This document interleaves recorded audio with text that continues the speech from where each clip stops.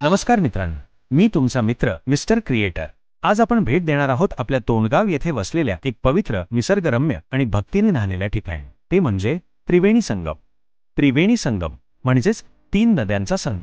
ज्याप्रमाणे प्रयागराजला गंगेचा, यमुनेचा आणि सरस्वतीचा संगम आहे, तसेच इथेही तीन नद्यांचा संगम होत असल्याने ही भूमी अतिशय पावन मानली जाते।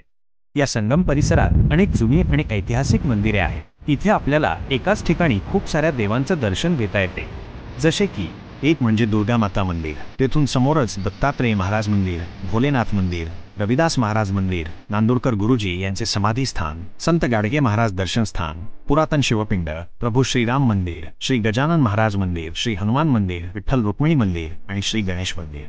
या पवित्र स्थळी दरवर्षी विविध धार्मिक कार्यक्रमांचे आयोजन केले जाते।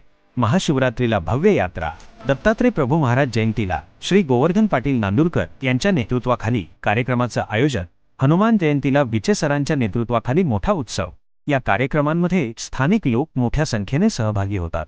तर मित्रांनो, त्रिवेणी संगम हे केवळ एक धार्मिक स्थळ नाही, तर ही आहे आपली श्रद्धा, आपला इतिहास आणि आपली संस्कृती जपणारी भूमी। आपण कधी अचलपूर किंवा तोंडगावच्या परिसरात असाल तर एकदा नक्की या पवित्र त्रिवेणी संगमाला भेट द्या।